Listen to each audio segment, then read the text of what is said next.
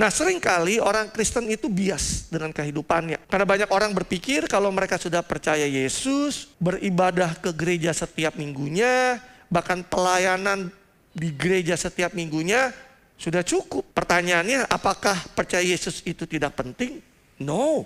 Ini menjadi titik terpenting dalam kehidupan saudara dan saya untuk kita bisa masuk berjalan bersama dengan Tuhan. Tetapi tidak berhenti sampai di situ. Kita harus berjalan mengikuti Yesus dengan dengan menyangkal diri dan memikul salib setiap hari. Tinggal bersatu bersamanya sampai hidup kita berbuah lebat. Sampai pada akhirnya kita menjadi segambar dan serupa dengan Yesus. Fokus kita yang pertama-tama bukan mengejar pelayanan, tapi mengejar untuk kita tetap tinggal di dalam pribadi Yesus. Nah, karena pada saat kita tinggal di dalam pribadinya, kehidupannya mengalir melalui saudara dan saya, dan buah itu akan lahir secara alamiah. Pelayanan tanpa kedekatan dengan Yesus hanya menghasilkan kesibukan, bukannya keberbuahan, tapi kekeringan.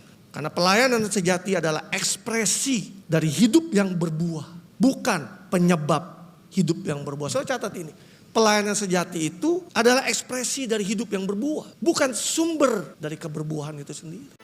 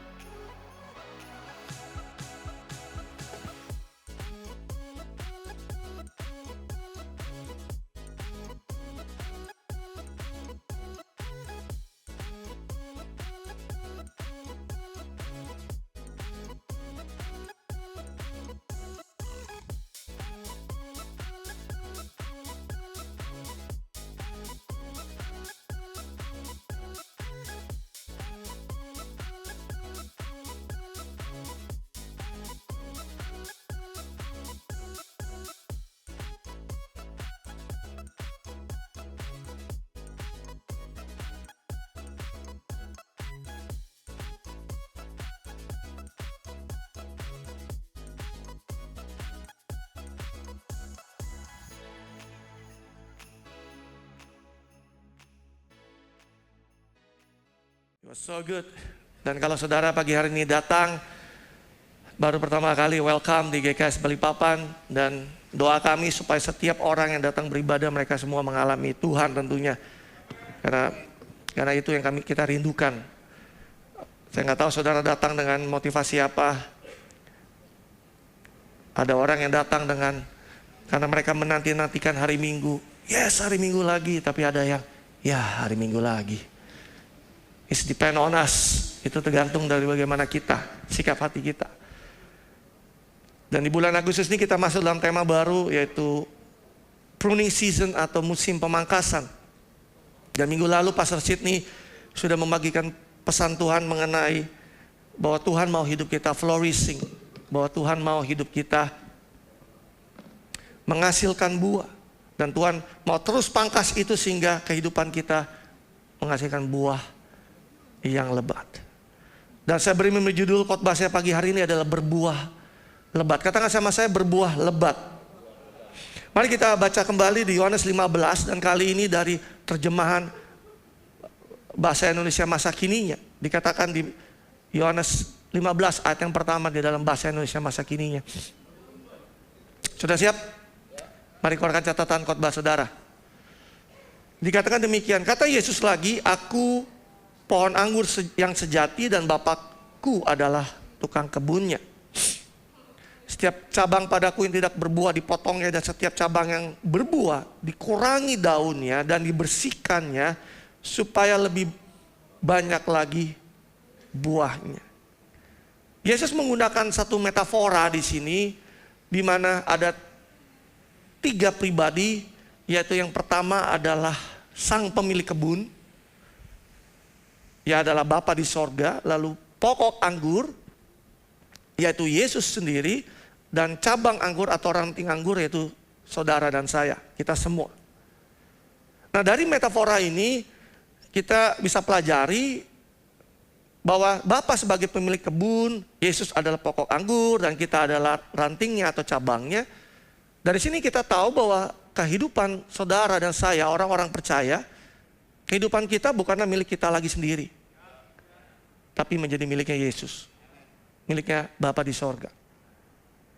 Dan dari apa yang Yesus ajarkan di sini, tujuan Allah dalam kehidupan kita adalah berbuah atau keberbuahan.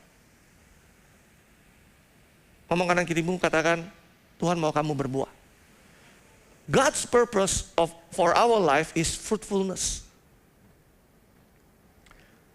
Tujuan Allah dalam kehidupan kita semua adalah keberbuahan. Dan ayat 16 dikatakan, bukan kalian yang memilih aku, akulah yang memilih kalian dan menyuruh kalian pergi untuk berbuah banyak. Di sini dikatakan, aku menyuruh kalian pergi untuk apa? Untuk apa? Berbuah banyak. Buah-buah yang tidak dapat binasa, maka Bapa akan memberikan kepadamu apa saja yang kalian minta kepadanya atas namaku.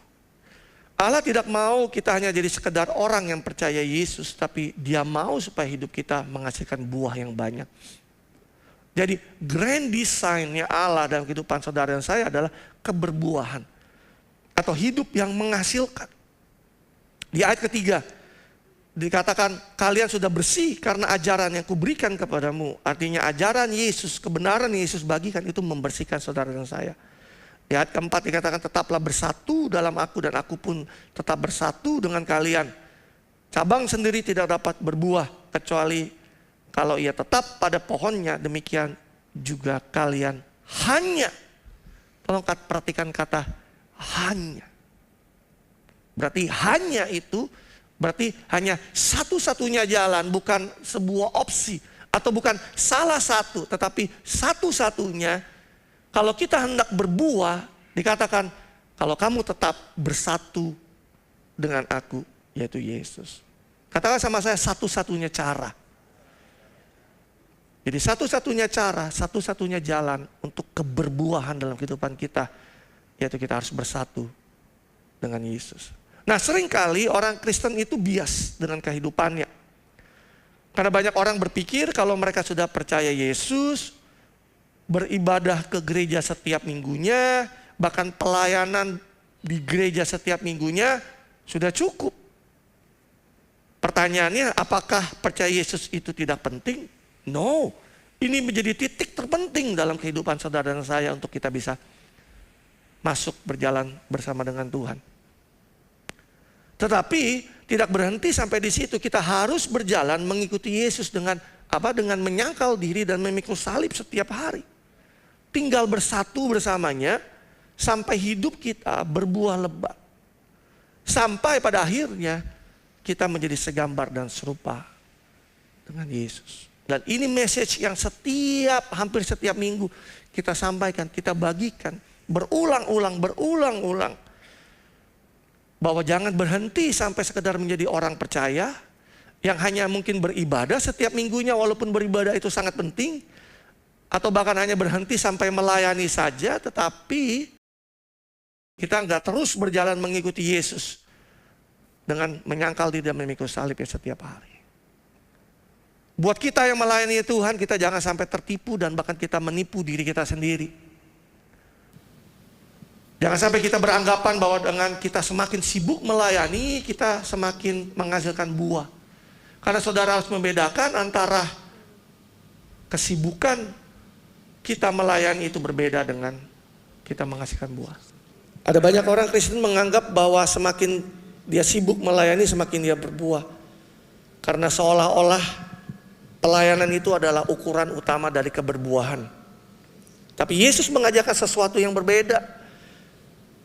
Bukan pelayanan yang membuat kita berbuah, tetapi pribadi Yesuslah yang membuat kita berbuah. Katakan amin. Tadi dikatakan hanya berarti itu hanya satu-satunya jalan. Kalau hidup saudara mau berbuah, bukan pelayanan membuat kita berbuah, tetapi pribadi Yesus membuat kita berbuah. Pelayanan adalah hanyalah hasil dari kehidupan yang melekat kepada Yesus. bukan sumber dari buah itu sendiri. Saya tulis sebuah quote di sini, buah tidak lahir dari aktivitas kita, tapi buah lahir dari hubungan kita dengan Yesus. Supaya setiap saudara dan saya yang melayani Tuhan, itu punya kesadaran bahwa fokus kita yang pertama-tama bukan mengejar pelayanan, tapi mengejar untuk kita tetap tinggal di dalam pribadi Yesus. Nah, karena pada saat kita tinggal di dalam pribadinya, kehidupannya mengalir melalui saudara dan saya, dan buah itu akan lahir secara alamiah. Pelayanan tanpa kedekatan dengan Yesus hanya menghasilkan kesibukan. Bukannya keberbuahan, tapi kekeringan. Ada seseorang WA saya tadi malam. Dia bilang, "Pastor, aku mau sharing." Dulu dia pernah ada bersama dengan kita. Lalu dia pindah ke gereja yang lain. Dulu di GKS Balikpapan belum sempat melayani. Tapi sekarang dia sudah melayani. Lalu dia mulai sharing. "Boleh kamu sharing?" Dia sharing panjang lebar. "Pastor, dulu kerinduan aku untuk melayani Tuhan di gerejanya. Tuhan jawab doa saya." Lalu dia mulai cerita, "Saya mulai dipercaya ini, percaya itu. Saya lihat gila, dipercayanya kayaknya ada kali 5-6 fungsi gitu di dalam gereja itu." Lalu dia bilang, "Pastor, dulu saya minta doa untuk pelayanan, tetapi sekarang saya merasa kering. Saya merasa rutinitas, saya merasa kayak pelayanan itu jadi saya merasa berat. Dan pada akhirnya mempengaruhi hubungan saya dengan istri saya. Saya harus bagaimana, Pastor? Saya merasa kayaknya sepertinya saya dimanfaatkan daripada saya melayani." Lalu saya ingatkan dia. Saya cerita apa yang saya mau bagi pada pagi hari ini. Saya bilang, dasar atau fokus daripada kita melayani bukanlah pelayanan itu sendiri, tetapi pribadi Yesus. Kalau hidup kita tidak melekat kepada Yesus, saudara bisa melayani luar biasa dari Sabang sampai Merauke, dari ujung Antartika sampai ujung Kutub Selatan. Saudara bisa melakukan sesuatu, saudara berpikir saudara bisa melakukan sesuatu. Tapi Yesus mengatakan, "Di luar aku kamu gak bisa melakukan apa-apa." Yang pada akhirnya saudaranya melakukan kegiatan dan aktivitas, tapi gak menghasilkan kehidupan. Orang yang bisa terlihat sibuk melayani tapi belum tentu menghasilkan buah. Jangan sampai kita pernah menggantikan hubungan kita dengan Tuhan dengan kesibukan kita dalam melayani. Katakan amin. Karena pelayanan sejati adalah ekspresi dari hidup yang berbuah. Bukan penyebab hidup yang berbuah. Saya catat ini. Pelayanan sejati itu adalah ekspresi dari hidup yang berbuah. Bukan sumber dari keberbuahan itu sendiri. Jadi yang kita kejar bukan pelayanannya, yang kita kejar adalah sumbernya.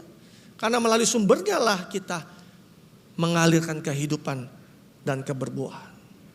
Jangan sampai kita sibuk melayani dia tetapi kita tidak sibuk untuk hidup melekat dengan dia yang kita layani. Saya ulang sekali lagi, jangan sampai kita sibuk melayani begitu luar biasa tetapi kita tidak sibuk untuk melekat dan terhubung dengan pribadi yang kita layani. Ayat kelima dikatakan, "Akulah pokok anggur dan kalian cabang-cabangnya, dan orang yang tetap bersatu dengan aku dan aku dengan dia akan berbuah banyak. Sebab tanpa aku kalian tidak dapat berbuat apa-apa." Coba ngomong kanan kirimu, tanpa Yesus kamu gak bisa ngapa-ngapain. Wow. Artinya buah yang kita hasilkan karena hasil keterlekatan kita dengan Yesus, bukan hasil upaya kita sendiri. Yang seringkali menjadi bias buat saudara dan saya adalah pada saat kita bisa melakukan sesuatu, aku masih bisa kok begini, aku masih bisa begitu kok. Kita berpikir itu keberbuahan, tetapi sesungguhnya itu adalah hasil dari usaha kita sendiri. Ini introduction buat saudara dan saya. Coba ngomong kanan kirimu, "Pastor baru intro." Nah, saya mau masuk apa yang saya mau bagikan pagi hari ini. Apa sih yang mau Tuhan pruning dalam kehidupan saudara dan saya supaya setiap kita bisa menghasilkan buah yang lebat dalam kehidupan kita. Yang pertama saudara catat, karakter. Kalau ada hal pertama yang Tuhan mau pangkas dalam kehidupan saudara dan saya untuk kita semakin berbuah adalah karakter. Saudara tahu gak bahwa keserupaan dengan Yesus adalah tujuan Bapa dalam kehidupan setiap orang percaya. Di Roma 8 ayat 28 dan 29 dikatakan, kita tahu sekarang, kita tahu banget nih ayat ini, kita tahu banget bahwa Allah turut bekerja dalam apa? Segala sesuatu. Jadi the good, the bad, the ugly, Allah turut bekerja di balik semua itu. Untuk apa? Untuk mendatangkan kebaikan bagi mereka yang mengasihi Dia, yaitu bagi mereka yang terpanggil sesuai dengan rencana Allah. Ayat 29, sebab semua, katakan sama saya semua, katakan sama saya termasuk saya, orang yang dipilihnya dari semula, mereka juga ditentukannya dari semula. Untuk apa? Untuk menjadi serupa dengan gambaran anaknya, ya, supaya ia anaknya itu menjadi yang sulung di antara banyak saudara. Artinya dari ayat ini kita bisa belajar bahwa Allah turut campur dalam segala sesuatu dalam kehidupan saudara saya untuk mendatangkan kebaikan. Agar apa? Supaya saudara dan saya menjadi segambar dan serupa dengan Yesus. Saudara tahu nggak kalau kita hidup dekat dengan seseorang atau melekat dengan seseorang, terus bersama-sama dengan dia, saudara tahu nggak bahwa karakter orang itu bisa menular menjadi karakter kita. Makanya Amsal mengatakan kalau hendak kamu bijak, kamu harus bergaul dengan orang yang bijak. Kalau kamu gaulnya sama orang bodoh, kamu akan jadi bodoh. Jadi dengan siapa kita melekat, itu akan memengaruhi kehidupan kita. Kalau keterlekatan kita itu ada pada Yesus, maka kita bisa menerima seluruh kehidupannya, kita bisa menerima seluruh karakternya dalam kehidupan kita. Katakan sama saya melekat. Contohnya kalau kita bisa melekat kepada orang yang salah. Kalau kita punya teman lalu kita dekat dengan dia yang tukang bohong misalnya. Tiap hari bohong aja. Kumpulan itu tukang bohong semua. Maka kebohongan itu akan jadi hal yang biasa buat kita. Jadi buat kita akan bohong biasalah gitu. Kalau kita dekat dengan orang yang pemarah, maka kemarahan itu menjadi hal yang biasa buat kita. Kalau di kelas parenting kita ngomong, anak-anak itu meniru, melihat bukan mendengar dari apa yang orang tuanya lakukan. Kalau di dalam rumahnya itu orang tuanya penuh dengan kemarahan, maka gak heran ketika anak itu besar, anak itu akan tumbuh dengan kemarahan.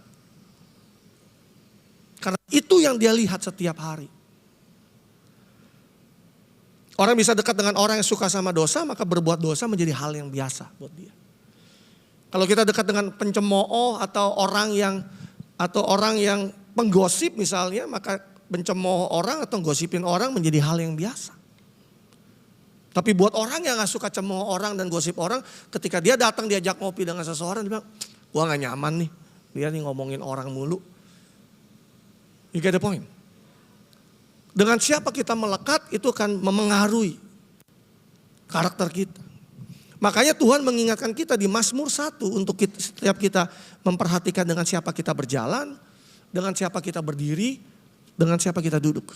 Saya gak perlu buka ayatnya, saudara tahu baca sendiri di rumah. Di Mazmur 1 ayat 1 Tuhan mengingatkan kepada kita untuk memperhatikan dengan siapa kita berjalan, dengan siapa kita berdiri, dengan siapa kita duduk. Dengan kata lain, dengan siapa kita berasosiasi, itu menentukan karakter kita. Kalau kita melekat dengan Yesus dan kita izinkan hidup kita dibentuk dan dipimpin olehnya, maka keserupaan akan pribadinya itu akan terlihat dalam kehidupan kita. Saudara perhatikan apa yang sedang dipangkas oleh Tuhan hari-hari ini. Rasa tidak percayakah? Ketidaksabaran? Tidak ada pengendalian diri? Ketidaktaatan? Tidak ada penundukan diri? Tidak murah hati? Hati yang bengkok, atau sikap hati atau respon hati yang salah, atau kebiasaan dosa, atau siapa yang menjadi pusat dalam kehidupan saudara dan saya, dan itu mungkin dipangkas oleh Tuhan, supaya hanya Yesus yang menjadi pusat dalam kehidupan kita semua, atau cinta akan uang itu dipangkas oleh Tuhan, supaya kita hanya cinta kepada Yesus bukan cinta kepada uang saya. Sudah ngerti maksud saya? Atau ego kita yang dipangkas oleh Tuhan. Nah kalau bicara tentang ego itu bicara tentang Kesombongan. Ini bukan cuma soal, saya merasa lebih hebat dari orang lain. Atau saya merasa lebih tinggi daripada orang lain. Tetapi kesombongan itu juga adalah orang-orang yang merasa mampu dirinya tanpa Tuhan. Itu kesombongan. Atau orang yang merasa dirinya paling benar. Atau merasa dirinya paling rohani. Merasa bahwa pendapat saya atau cara saya yang paling benar. Atau bahkan lebih parah lagi hari-hari ini. Ada gereja yang merasa gereja saya yang paling benar. Gereja lain salah. Itu kesombongan. Saudara tahu gak ini? Ini ragi orang Farisi, tahu gak? Coba perhatiin saudara kalau baca Alkitab, ragi orang Farisi itu adalah ragi di mana orang-orang Farisi itu merasa dirinya paling benar daripada orang-orang lain. Itu kesombongan. Dan kalau itu ada menyelinap dalam hati kita, di dalam karakter kita, pasti dipangkas oleh Tuhan. Supaya kita semakin berbuah. Apalagi yang namanya ego. Ego itu sulit mempercayakan hidup kepada Tuhan. Saya bisa kok dengan kekuatan saya sendiri. Ego apalagi? Ego itu keinginan mencari pujian atau pengakuan manusia, itu gila hormat. Atau keinginan untuk menjadi pusat perhatian. Ego itu bicara apa? Kehendak sendiri atau self will. Lebih memilih rencana sendiri daripada kehendak Bapa di sorga. Makanya orang yang ego itu selalu self-center. I, me, myself. Lebih memikirkan dirinya sendiri daripada orang lain. Padahal kehidupan kekristenan sejati itu bukanlah self-center tetapi Christ-center. Nah kalau kita gak beresin ego ini, maka ego ini akan menjadi penghalang terbesar dalam kehidupan saudara dan saya pada saat kita mengikuti Yesus. Tetapi kalau orang yang sudah egonya dipangkas, maka seseorang itu akan semakin rendah hati. Orang itu akan semakin mudah diajar. Orang itu akan semakin bergantung sama Tuhan. Orang itu akan semakin taat. Orang itu akan terlihat semakin nyata karakter Kristus dalam kehidupannya. Ya, orang yang self-center itu sulit mengikuti Yesus. Nah pada saat pertama kali kalau kita ikut Yesus yang mau dihabisi atau dipangkas, dipruning dalam kehidupan kita adalah ego kita. From self-center to Christ-center. Ini kayak ada dua kutub. Self-center, Christ-center. Semakin kita makin berat kutubnya ke Christ-center, semakinlah dewasanya kita di dalam Tuhan. Tapi semakin kita beratnya ke arah self-center, maka semakin tidak dewasalah kita di dalam Tuhan. Dan ini sama sekali gak ada hubungannya dengan berapa lama kau percaya Yesus, berapa lama kau bergereja, berapa lama kau melayani Tuhan. Karena ini ada berbicara tentang bagaimana kita diproses oleh Tuhan untuk kita mau terus melekat sama Dia. Sampai dari yang self-center berubah menjadi Christ-center. Dan ini pekerjaan yang gak ada habisnya sampai kita dipanggil Tuhan kembali ke sorga. Saya banyak menemukan orang yang keras hatinya dan penuh dengan dirinya sendiri. Saya boleh kasih tips gak buat saudara? Saudara catat bawa pulang. Kan kita udah tahu pada akhirnya Tuhan ingin pruning kita kan. Tuhan akan pangkas hidup kita. Karena pada akhirnya kita tahu bahwa kita akan diproses Tuhan. Pada akhirnya kita tahu kita ujung-ujungnya babak belur mungkin karena kita masih mempertahankan ego kita, self-center kita. Bonyok, babak belur. Kalau bahasa orang bengep udah babak belur semua. Dan akhir-akhirnya kita bilang, Tuhan aku menyerah. I surrender. Terjadilah kehendak-Mu dalam hidup aku. Tapi udah bonyok.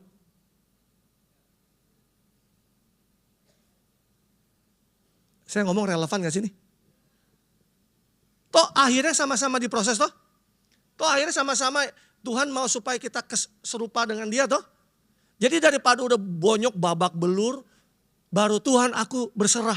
Mendingan saya menyerah duluan dari awal. Tuhan aku berserah. Biarlah kehendak-Mu terjadi dalam kehidupanku. Daripada Akhirnya udah bonyok, babak belur, akhirnya nyerah juga.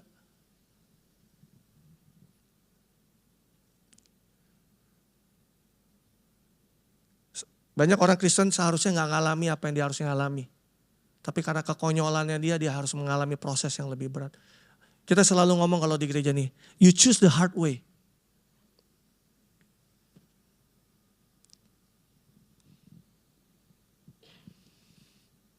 Karena kalau kita belajar ngikut Tuhan ada 3 cara.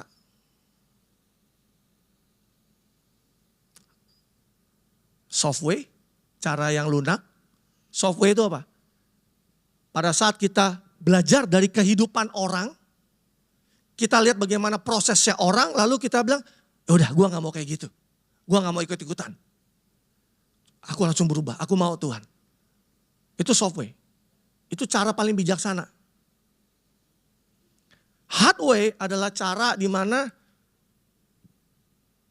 kita mempertahankan kita punya ego, self-center kita, lalu babak belur. Sampai Tuhan bilang, I want you surrender. Aku tuh mau penyerahanmu. Enggak Tuhan, enggak. Bonyok. Bakbu. Bukan Tuhan gebukin kita, keadaan yang gebukin kita. Bakbu. Akhirnya, Tuhan aku udah nyerah deh. Tapi udah bonyok. Tapi ada cara yang ketiga lebih tragis lagi, tragical way. Yaitu cara enggak kedua-duanya. Artinya apa? Gak pernah belajar sama sekali nih orang. Udah bonyok, babak belur bertahun-tahun. Gak pernah sadar-sadar bahwa Tuhan tuh mengasihi dia dan Tuhan mau supaya dia melekat dengan Tuhan. Pagi hari ini, choose your way. Pilih jalanmu. Coba ngomong kadang-kadang, pilih jalanmu. Saudara mau soft way? Saudara mau hard way? Atau saudara mau tragical way? Tragical itu tragis. Udah bonyok, udah babak belur, bertahun-tahun. Dia gak pernah sadar sebenarnya Tuhan lagi mau bentuk dia di mana sih. Yang mengerti katakan amin. Yang kedua yang Tuhan mau penuhi adalah pola pikir lama. Atau mindset lama. Sudah tahu sekalipun kita mengalami kelahiran baru di dalam Yesus. Pola pikir atau mindset kita itu gak semerta-merta menjadi baru. Itu gak tiba-tiba karena hanya kita terima Yesus lalu kita dibaptis tiba-tiba nih pikiran jadi baru. Enggak. Cara pandang kita enggak semerta-merta menjadi selaras dengan cara pandangnya Tuhan. Nah akibatnya cara hidup kita pun tidak semerta-merta menjadi cara hidup yang benar. Kita masih bisa membawa pola pikir yang lama, kita masih bisa punya nilai-nilai dunia, kita masih punya kehendak yang bertentangan dengan kehendak Tuhan. Makanya Paulus ngomong begini di Roma 12 ayat 2 dikatakan janganlah kamu menjadi serupa dengan dunia ini. Jadi defaultnya saudara dan saya, settingan pabrik saudara dan saya adalah dunia. Maka di Alkitab dikatakan janganlah kamu menjadi serupa dengan dunia ini. Berarti awal mula saudara dan saya kita serupa dengan dunia. Jadi kalau kita ingin berubah, dikatakan di sini berubahlah oleh pembaruan budimu. Sehingga kamu dapat membedakan mana kehendak Allah, apa yang baik, yang berkenan kepada Allah dan yang sempurna. Jadi cara kita atau cara pandang kita itu dipangkas oleh Tuhan. Supaya kita bisa selaras dengan apa yang menjadi cara pandangnya Tuhan. Cara kita memandang Tuhan, cara kita memandang diri sendiri, cara memandang orang lain, cara kita memandang kehidupan.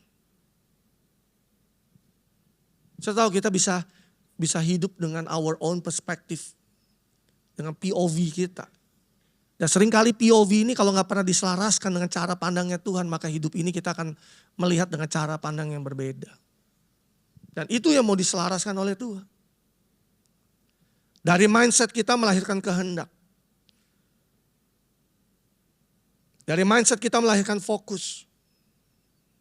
Jadi kalau mindsetnya salah, kehendaknya salah. Kalau mindsetnya salah, fokusnya salah. Contoh. Di seminar keuangan 2 minggu lalu ya. Kita ada seminar keuangan Kingdom Financial Blueprint. Saya katakan bahwa uang itu bukanlah sumber kehidupan.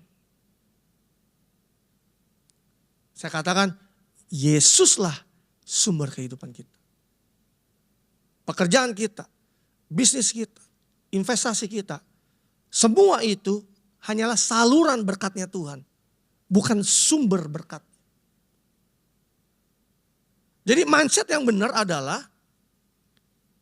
kejar sumbernya, siapkan salurannya. Tapi kalau orang Kristen punya mindset yang salah, dia bukan kejar sumbernya, dia kejar salurannya. Begitu bukan?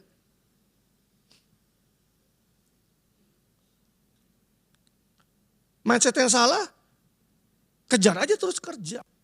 Kejar aja terus bisnis. Salah nggak? Ya enggak. Tapi kalau kita memulainya dengan mindset yang salah, bisa jadi salah tuh. Urusan Tuhan nanti aja lah. Makanya ada orang yang waktu dia belum diberkati, dia bisa hadir tuh ke gereja hari Minggu tuh. Ke komsel dia rajin tuh. Tapi begitu gilirannya udah diberkati, makin sibuk, makin bisnisnya makin maju. Hari Minggu ada yang ngajak golf. Ya adalah demi klien, aku main golf. Dia skip ibadahnya, dia golf. Nanti minggu depan pulang lagi, diajak main padel hari Minggu. Main padel dia. Jadi semua yang bukan, dia berpikir bahwa sumber penghasilan dia, atau dalam bahasa kerennya revenue dia, itu datangnya dari relasi yang dia temukan di padang golf. Bukan daripada sang sumber, yaitu Tuhan sendiri. Kalau kita masih punya mindset ini, siap-siap deh lu di pruning sama Tuhan. Mindset yang salah bahwa rasa aman saya, hidup saya hanya pada saat rekening saya, angkanya digitnya banyak di bank. Rasa aman saya pada saat pekerjaan saya, di dalam pekerjaan saya, rasa aman saya ada di bisnis saya. Mindset yang benar, rasa aman saya hanya ada di dalam Yesus.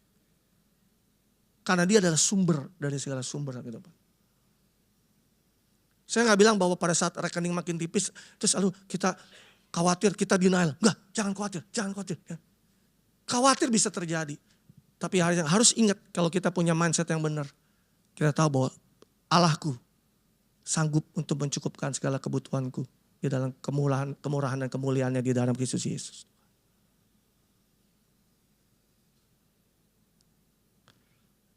Mindset lagi yang salah, contohnya yang single. Kalau saya menikah, maka pernikahan akan membuat saya bahagia. Wow, that statement looks good, looks nice.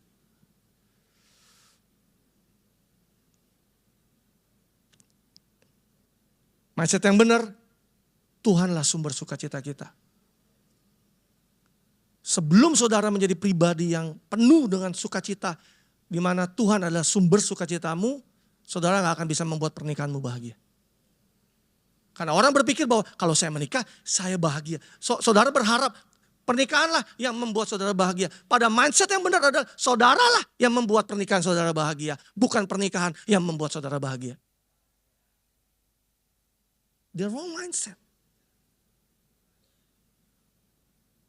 Coba bayangkan kalau ada dua orang yang penuh dengan Tuhan dan dua-duanya sama-sama bahagia dan menjadikan Yesus sumber sukacita mereka, lalu mereka menikah menjadi satu.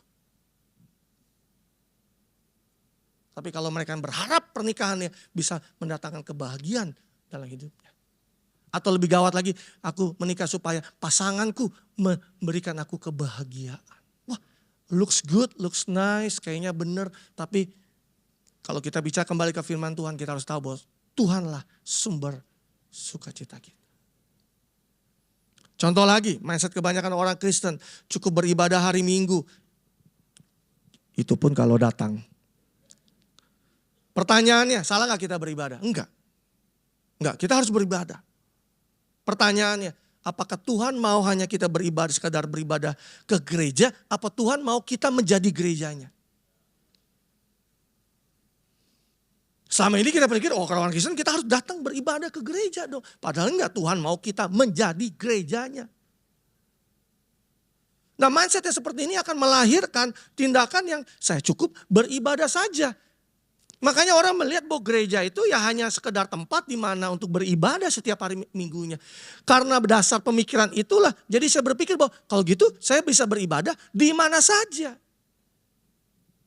Karena tujuannya, konsepnya ya ibadah.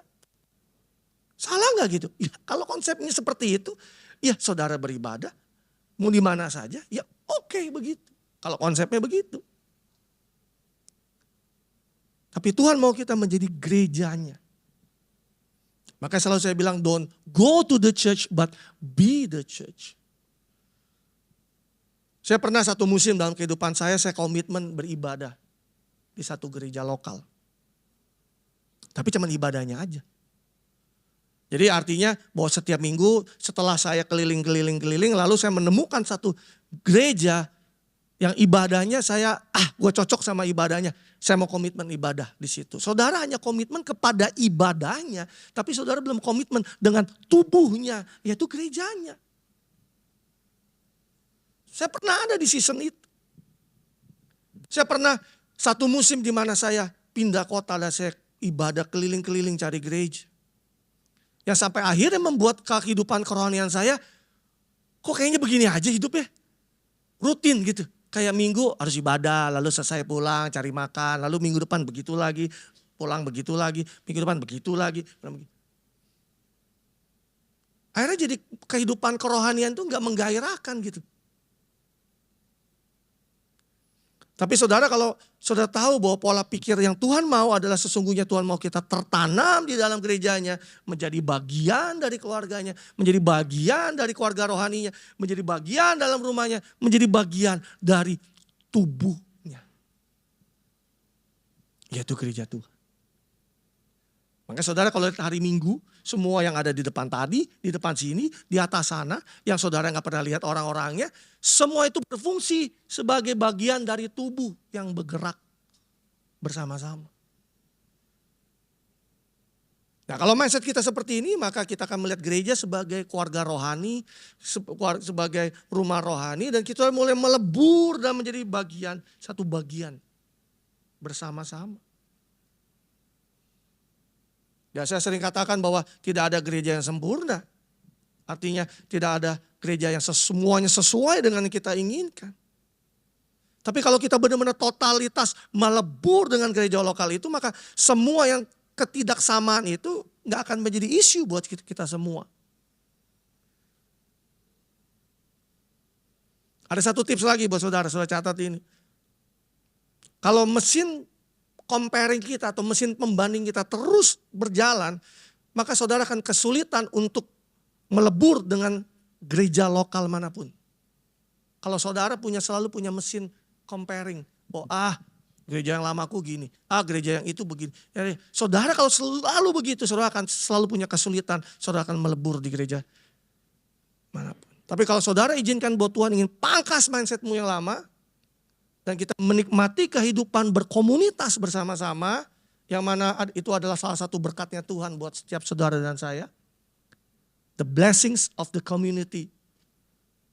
Kalau kita izinkan dipangkas, maka kita akan bisa menikmati kehidupan bergereja bersama-sama. Katakan amin.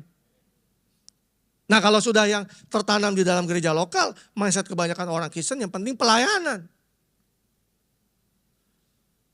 Apakah kita harus melayani? Ya, kita harus melayani karena Yesus aja memberikan teladan bahwa dia datang ke dalam dunia ini bukan untuk dilayani, tetapi dia datang untuk melayani. Tapi mindset yang benar adalah kita dipanggil bukan hanya sekedar pelayanan, tetapi kita juga harus memuridkan. Karena memuridkan itu adalah amanat aku. Hari ini banyak dibongkar cara berpikir kita. Next slide-nya saya mau ada satu statement dari saya begini. Jangan sampai kita jadi orang Kristen yang lebih suka pelayanan daripada pemuridan. Pelayanannya mau, tetapi dimuridkan atau memuridkan orang gak mau. Kan lucu. Padahal perintah agung Yesus, karena itu pergilah dan baptislah, jadikan semua bangsa muridku. Baptislah mereka dalam nama Bapa, Anak dan Roh Kudus dan ajarlah mereka segala sesuatu yang kuajarkan kepadamu. Itu amanat. Brother and sister, amanat. Amanat itu berarti apa? Perintah agung. Nah kalau kita kebanyakan orang Kristen kejebaknya pelayanan. Saya tulis ini. Pemuritan itu pelayanan. Kata siapa pemuritan bukan pelayanan? Tetapi pelayanan saja belum tentu pemuritan. Maka di dalam gereja ini kita gereja pemuridan. Karena hanya dengan pemuritan lah kita menjalankan amanah agung. Orang bisa menjadi segambar dan serupa dengan Yesus. Pelayanan belum tentu menghasilkan pemuritan. Dan kalau pola pikir kita belum diperbarui, kita akan terjebak melayani dan melayani saja dan we feels good about that. Pertanyaan saya, kita sedang melayani Tuhan atau kita sedang melayani ego kita? Kita melayani untuk kepuasan Tuhan atau kita melayani untuk kepuasan diri kita sendiri? Kita melayani Tuhan untuk menyenangkan Tuhan yang kita layani atau untuk kesenangan diri kita sendiri? Coba uji diri kita pagi hari ini. Kalau kita sedang melayani Tuhan, berarti kita sedang melayani kehendaknya Tuhan. Karena namanya juga hamba. Berarti hamba harus melayani kehendaknya Tuhan. Kehendak Tuhan adalah amanat agung.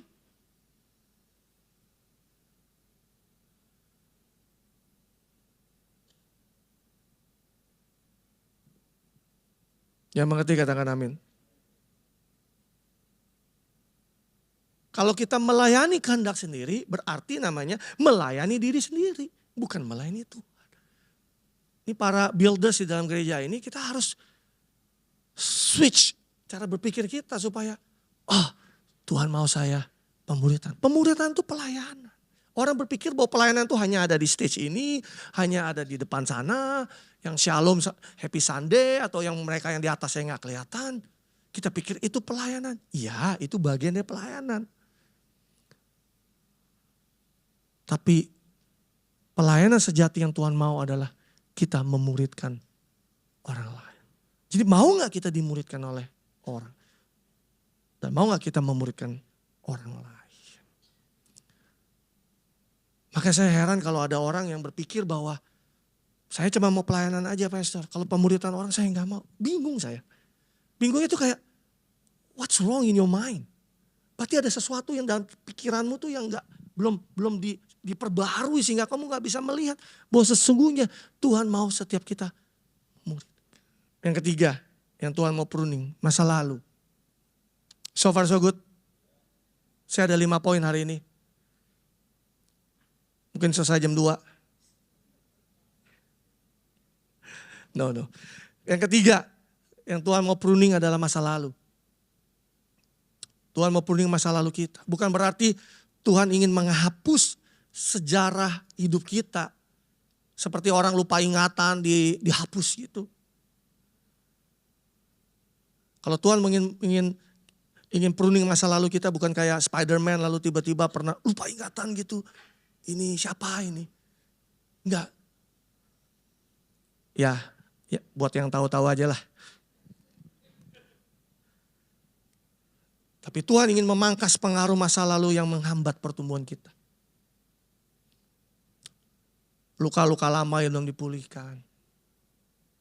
Kekecewaan. Saya tahu nggak? Kita tuh bisa jadi orang. Kita nggak kelihatan sih di sini. Kan lukanya, ini masalahnya lukanya luka tidak berdarah. Jadi nggak kelihatan. Coba kalau berdarah kan rembes ya. Masa lukanya nggak berdarah? Lukanya di dalam. Jadi bisa ada orang banyak datang ke rumah Tuhan, harusnya minta Tuhan pulihkan, tapi banyak luka di dalamnya yang Tuhan bilang, aku mau sembuhkan, jangan sentuh. Aku mau sembuh, jangan. Pertanyaan saya, kapan sembuhnya? Saudara pernah gak naik sepeda jatuh atau motor, amit-amit ya, saudara terus pernah jatuh. Saya pernah dulu waktu kecil naik sepedaan, saya jatuh di sini, luka saya sampai bonyok. Lalu waktu mau dibersihkan, gimana? Meringis tadi. Pedih. Aduh jangan, aduh. Pertanyaan, saya kalau aduh mulu, infeksi gak? Infeksi pasti. Busuk gak lama-lama? Busuk. Nah, banyak heran ya orang Kristen, banyak menyimpan kebusukan. Bukan busuk dia orang yang busuk, kebusukan lukanya. Sampai busuk dalam hidupnya, akhirnya meracuni seluruh kehidupan. Daripada datang sama Tuhan dan izinkan orang untuk pelan-pelan membersihkan lukamu. Dibalut, dikasih obat, dikasih perban. Nanti perbannya basah, ganti lagi perban baru. Dikasih obat lagi, disembuhin lagi. Sampai benar-benar pulih.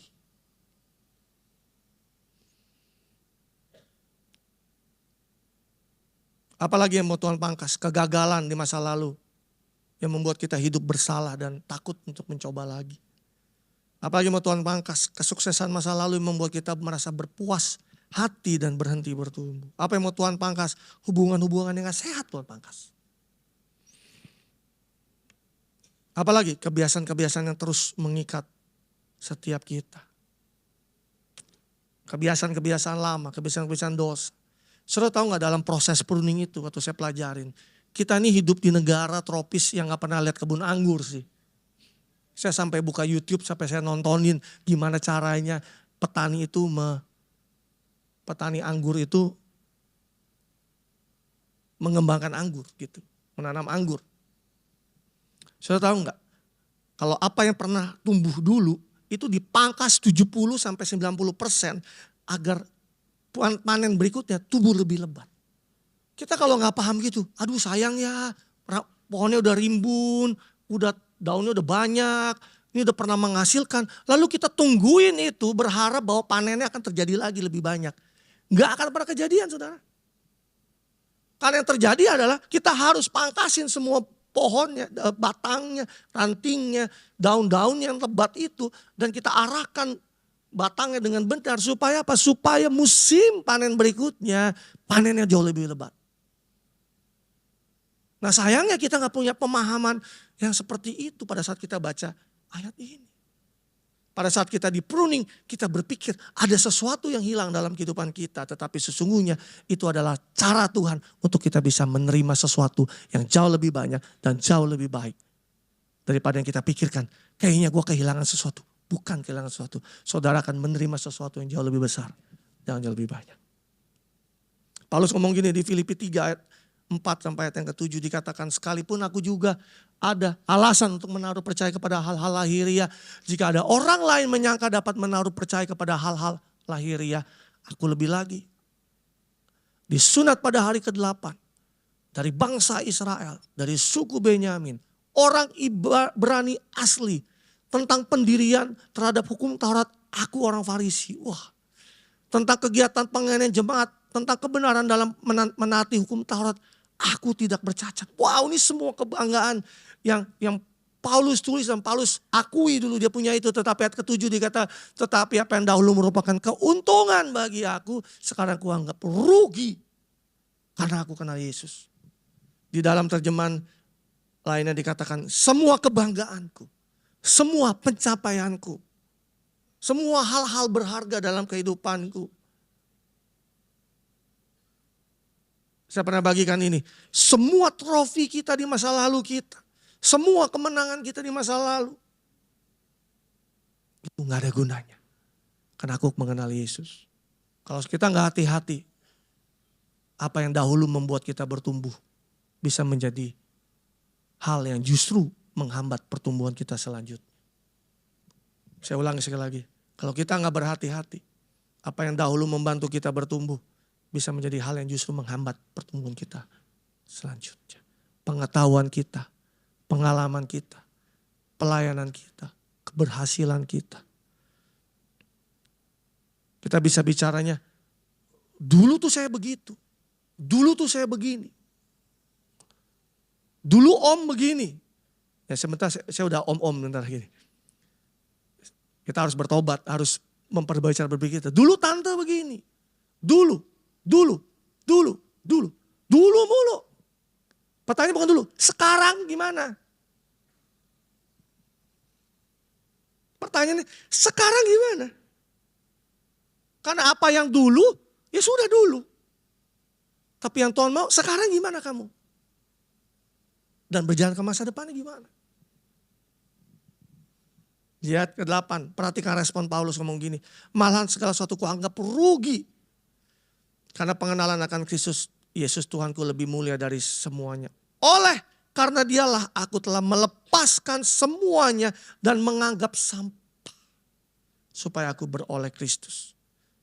Berani gak kita melepas sesuatu yang lama dan menerima yang baru di musim yang baru daripada Tuhan? Ayat ke-13, saudara-saudara, aku sendiri tidak menganggap bahwa aku telah menangkapnya. Tetapi ini yang kulakukan, perhatikan di sini. Aku melupakan apa yang telah di belakangku dan mengarahkan diri kepada yang di hadapanku. Mau gak kita melupakan apa yang ada di masa lalu kita? Dan kita mengarahkan ke diri kita kepada apa yang ada di depan kita. Berani gak kita ngomong goodbye yesterday? Beri tepuk tangan buat Tuhan kita, haleluya. Just goodbye yesterday. Selamat tinggal masa lalu. Karena Tuhan mau lihat sekarang. Terlepas dulu kamu hebat seperti apa.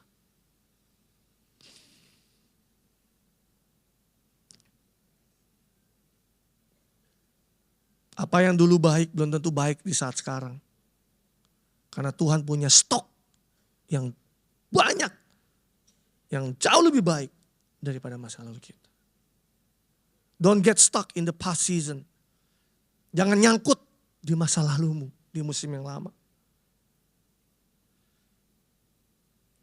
Tips buat saudara. Kalau saudara datang dari gereja lama sebelumnya, sebelum saudara tertanam dalam GKS Balikpapan. Saya cuma mau kata gini, your past season is over now. Musim yang lamamu sudah berlalu. Berdamai dengan keadaan itu, berdamailah dengan dirimu sendiri. Karena Tuhan menyiapkan satu hal yang jauh lebih besar di masa depan. Dia ingin saudara berbuah yang lebat. Pastor, dulu aku pernah panen yang lebat, aku pernah berbuat yang lebat. Puji Tuhan, Tuhan mau kamu lebih berbuah lebat daripada itu. Pastor, saya pernah luka dengan kecewa dengan gereja yang lama. Saya mau katakan Tuhan ingin pruning itu. Jangan sampai lukamu dan kecewamu itu menghambat pertumbuhanmu. Pastor, saya pernah kecewa sama orang. Saya pernah kecewa sama Tuhan. Tuhan mau pruning itu. Supaya itu tidak menghambat saudara. Saudara tahu, Tuhan itu menurut saya, menurut keyakinan saya, Tuhan itu adalah satu-satunya pribadi yang paling sering disalahpahami oleh manusia.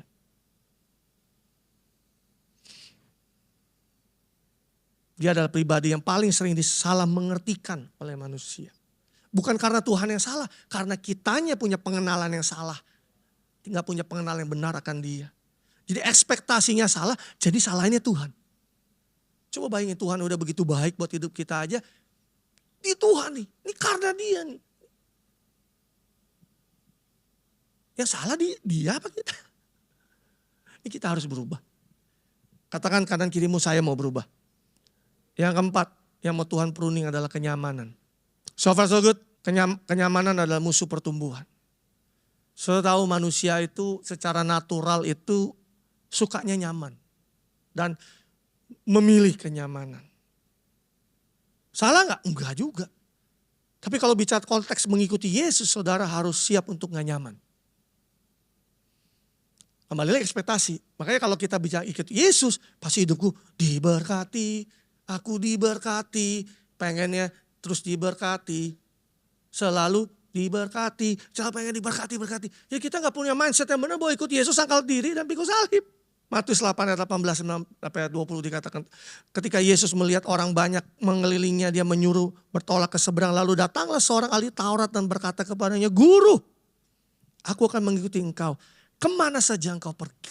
Lalu Yesus berkata begini, serigala mempunyai liang dan burung mempunyai sarang, tetapi anak manusia tidak mempunyai tempat untuk meletakkan kepala. Dengan kata lain, Yesus ngomong begini, kamu mau ngikuti aku? Siap gak untuk gak nyaman? Karena bahkan anak manusia aja, aku aja gak punya tempat untuk meletakkan kepala. Itu sebabnya terkadang Tuhan mengizinkan situasi yang gak nyaman dalam kehidupan kita. Kenyamananmu terusik. Hal-hal reguler yang saudara alami mulai terusik. Tiba-tiba kok tantangan makin banyak. Kok tiba-tiba aduh kayaknya seperti di stretch gitu. Kok tiba-tiba ada banyak hal baru yang mesti gue pelajarin. Itu karena Tuhan mau supaya kita berbuah semakin lebat. Saya bilang kemarin di TBN, saya bilang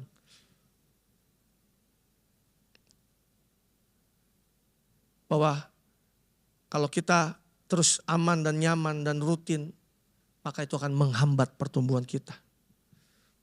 Kalau kenyamanan saudara terusik, jangan saudara tengking di dalam nama Yesus. Saudara harus berpikir bahwa Tuhan mau saudara berbuah yang lebih lebat. Saya tulis di sini, choose faithfulness over comfort. Choose progress over perfection. Choose obedience over fear. Pilih kesetiaan daripada kenyamanan. Pilih progres di atas kesempurnaan. Pilih ketaatan di atas ketakutan. Saat ini secara pribadi saya sedang dalam kondisi yang tidak nyaman. Kalau saudara yang you know me, saya lagi dalam kondisi yang gak nyaman. Saya diberikan tanggung jawab lebih besar. Tantangan yang lebih banyak. That everything goes so fast. Tiap hari itu kayak cepat dan banyak. Dan saya harus belajar untuk regulasi semua itu. Saya harus belajar untuk memanage semua itu. Saya harus belajar membalance hidup saya. Dengan apa? Dengan saya punya perspektif yang benar. Bahwa justru ketika kenyamanan saya sedang diusik, berarti Tuhan sedang lagi pangkas kenyamanan itu. Supaya apa? Supaya soon hidup saya akan semakin berbuah lebih lebat. Katakan amin. Saudara catat ini, menjadi nyaman di dalam ketidaknyamanan. Belajar jadi orang Kristen yang nyaman di dalam ketidaknyamanan. Lain kalau saudara pergi ke hotel, pergi ke restoran, saudara maunya nyaman, dilayani dengan baik. Tapi kalau kita bicara konteks mengikuti Yesus, kita harus belajar di dalam ketidaknyamanan. Yang terakhir, yang kelima, yang Tuhan mau pruning adalah iman. Pruning, itu artinya juga bukan cuma dipangkas, tapi juga dimurnikan. Katakan sama saya, dimurnikan. Dan Tuhan mau hidup kita punya iman yang murni. Seringkali kita berpikir bahwa iman yang kuat itu kalau iman yang gak ada masalah. Tapi Alkitab menunjukkan bahwa iman yang murni justru terbentuk dari proses ujian dan tekanan. Emas yang murni itu harus dimurnikan dengan api. Melalui proses supaya segala sesuatu yang tidak murni itu hilang. Keraguan, ketidakpercayaan, bergantung pada kekuatan sendiri, motivasi yang salah. Iman hanya bergantung kepada diri sendiri. Hanya bergantung kepada berkat Tuhan. Bukan kepada pribadi Tuhan. Di 1 Petrus 1 ayat 6-7 dikatakan, bergembiralah akan hal itu. Sekalipun kamu ini seketika harus berduka cita oleh berbagai-bagai pencobaan. Saya kalau baca Alkitab seringkali melihat bahwa lagi dalam berbagai-bagai pencobaan disuruh bergembira. Coba ngomong kanan kirimu, bergembiralah. Maksud semua itu ialah untuk membuktikan kemurnian imanmu yang jauh lebih tinggi nilainya daripada emas yang fana yang diuji kemurniannya dengan api sehingga kamu memperoleh puji-pujian dan kemuliaan dan kehormatan pada hari Yesus Kristus menyatakan dirinya. Jadi kemurnian iman tuh harus diuji. Jadi kata siapa kalau ikut Yesus, iman itu gak perlu diuji. Iman itu harus diuji. Diuji dengan apa? Diuji dengan api. Karena iman yang tahan uji itu nilainya lebih mahal daripada emas yang fana. Bukan iman yang lembek. Saudara, iman yang lembek, sudah tahu coklat. Coklat itu kan keras ya.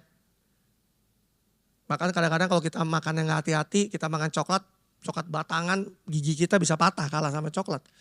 Tapi coba bayangin kalau iman saudara kayak coklat, saudara taruh di bawah matahari aja. Dijemur aja, apa yang terjadi? Lumer itu coklat. Milikilah iman yang kayak emas yang dimurnikan, bukan iman seperti coklat yang lembek. Atau iman yang kayak kayu yang keras sih, dipukul sakit sih, tapi coba waktu dibakar oleh api iman itu, kayu habis terbakar oleh api. Baru ketemu tantangan sedikit mundur dari Tuhan. Baru ketemu masalah pribadi sudah berhenti berdoa. Ketemu tantangan masalah lebih berat berhenti cari Tuhan. Menghilang dari gereja. Saya mau kasih tahu saudara. Justru kalau ada tantangan dan masalah, jangan malah lari menjauh dari Tuhan. larilah mendekat kepada Tuhan. Yang kita harus kejar Tuhan karena Dialah sumber jawaban dalam kehidupan kita. Karena Dialah kekuatan kita, Dialah kehidupan kita. Saya tulis di sini, di masa pruning, larilah mendekat kepada Tuhan. Bukan lari menjauh dari Tuhan. Tuhan tidak hanya ingin kita punya iman yang percaya ketika Tuhan memberkati. Tapi Tuhan mau kita punya iman yang kita tetap percaya ketika Tuhan sedang memurnikan hati kita. Atau bahkan kita sedang berada di dalam lembah. 2 Korintus 13 ayat 5. Ujilah dirimu sendiri. Apakah kamu tetap tegak dalam iman? Selidikilah dirimu. Apakah kamu tidak yakin akan dirimu bahwa Kristus Yesus ada di dalam diri kamu? Yakin gak kamu? Coba ngomong kanan kirimu. Lu yakin gak? Bahwa Yesus Kristus ada di dalam dirimu. Sebab jika tidak demikian, kamu tidak tahan uji. Tujuan iman yang dimurnikan adalah iman yang tahan uji. Bukan iman yang hanya pada saat punya iman pada saat di atas gunung. Tapi punya iman pada saat di dasar lembah. Bukan iman yang menjadikan Yesus bagian dari hidup kita. Tetapi iman yang menjadikan Yesus adalah pusat kehidupan kita. Saya ulangi lagi nih. Perhatikan kata-kata ini. Iman yang bukan hanya menjadikan Yesus bagian dalam hidup kita. Tetapi iman yang menjadikan Yesus pusat dalam kehidupan kita. Iman yang percaya sekalipun belum melihat. Iman yang bisa berkata, bahkan di dalam api pun ku kan menyembahmu. Bisa gak kita punya iman yang sekalipun kita berada di dalam dapur perapian, kita tetap bisa berkata bahwa sekalipun aku dalam api, aku tetap menyembahmu Tuhan. Itu baru orang Kristen sejati. Kesimpulannya, so far so good. Kita terlalu terbiasa untuk melihat dampak apa yang kita sedang hadapi. Lalu kita tenggelam di dalamnya. Yang kita pikirkan muncul adalah, kenapa sih mesti terjadi ini? Kenapa sih begitu? Kenapa sih begini? Saya mau ajak saudara-saudara pulang mulai berpikir, apa sih yang sedang Tuhan ingin kerjakan dalam hidup saya melalui hal ini? Coba miliki satu mindset yang jangan jadi orang Kristen tuh yang mengasihani diri sendiri gitu loh. Aduh lagi susah, aduh lagi pergumulan, aduh Tuhan kenapa sih mesti begini. Coba miliki iman Kristen yang Tuhan mau apa sih yang Tuhan ingin kerjakan hidup saya. Kalau aku gak kasih tahu, Roh Kudus tolong kasih tahu aku. Apa sih yang ingin dibentuk dalam diri aku. Tinggalkan mentalitas korban. Tinggalkan victim mentality yang berkata, aduh nih gue korban, ini kalau bukan karena pastorku yang lama, ini bukan karena gerejaku yang lama, ini bukan karena leaderku yang lama, karena dia, karena orang ini, karena itu, karena si Anu, karena si you always blaming people.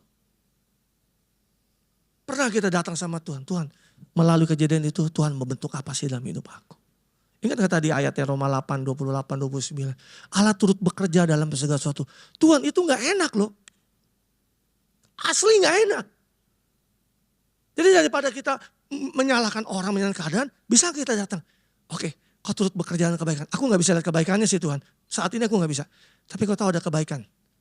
Show me. Apa sih mau Tuhan bentuk aku dari kejadian itu. Itu baru orang Kristen yang dewasa. Bukan yang datang sama Tuhan terus merengek-rengek. Bukan berarti gak boleh datang sama Tuhan. Datang kejar Tuhan. Tapi dengan mentality yang benar gitu bahwa Tuhan ini berat loh. Aku gak bisa sendirian. I need you. Give me wisdom. Beri aku kekuatan. Buat aku punya perspektif yang benar untuk melihat keadaan ini. 1 Yakobus 1 ayat 2 sampai 4 ayat yang terakhir nih. Saudara-saudari setiap keyakinan kalian masing-masing diuji. Jadi keyakinanmu diuji, brother and sister. Lewat apa? Lewat berkat, promosi, gaji naik, bonus banyak. Enggak loh, itu ayatnya baca. Lewat apa? Berbagai apa? Kalau ngomong kesusahan aja lemes. Lewat apa? Kesusahan. Wow. Anggaplah semua itu sebagai berkat. Wah, ini salah tulis nih Alkitab. Kok bisa lagi susah dianggap sebagai berkat? Tapi enggak loh. Kebenaran mengatakan anggaplah semua itu sebagai berkat. Dan apalagi? Bersukacita karenanya. Aduh. Jadi orang Kristen kok susah banget. Kalau saudara tanpa Roh Kudus susah jadi orang Kristen. Kalau Yesus nggak jadi pusat hidupmu, you'll be struggle like everyone else. Saudara akan menjadi bergumul dengan orang-orang lain yang lain di luar sana yang tidak punya Tuhan dalam kehidupan. Ayat ketiga, sebab kamu tahu bahwa setiap ujian membuat kita apa? Lemes. Setiap ujian membuat kita semakin kuat. Untuk apa? Bertahan dalam. Orang yang nge-gym paling tahu. Kalau beban itu justru membuat ototnya semakin kuat. Gym. Pada saat ngangkat beban, berat. Tapi pada saat saudara terus latih, repetisi. Maka yang tadinya saudara awalnya berat, besok-besok saudara datang lagi, kok enteng ya? Tambahin lagi beratnya. Supaya otot saudara baru terbentuk. Ayat keempat terakhir. Jadi bertahanlah. Katakan sama saya, bertahanlah. Coba ngomong kanan kirimu, bertahanlah. Terus sampai akhir supaya kamu terus tumbuh dewasa dan semakin diperlengkapi. Sehingga tidak kekurangan apapun secara rohani. Bawa pulang ini. Kalau saudara lupa khotbah saya hari ini. Just in case. Karena banyak ya poinnya. Kalau tadi kok pastor khotbah apa? Gak tau lah, gue ketampar-tampar. Udah kita satu ini. Ingat satu ini. Arahkan pandanganmu senantiasa kepada Yesus. Udah. Yang lain boleh sudah lupa, yang ini jangan boleh lupa. Sudah ingat. Dalam setiap apapun musim kehidupanmu, arahkan pandanganmu selalu kepada Yesus. Dan melekat sama dia senantiasa. You may forget what I say. Kalau saudara lupa, saudara nonton lagi nanti di YouTube-nya. Tapi saudara bawa pulang ini. Arahkan pandanganmu senantiasa selalu kepada Yesus. Bukan pandanganmu kepada masalahmu, kepada tantanganmu, atau kepada dirimu sendiri. And I pray Roh Kudus akan menolong kita untuk terus mengarahkan pandangan kita kepada Dia. Amen.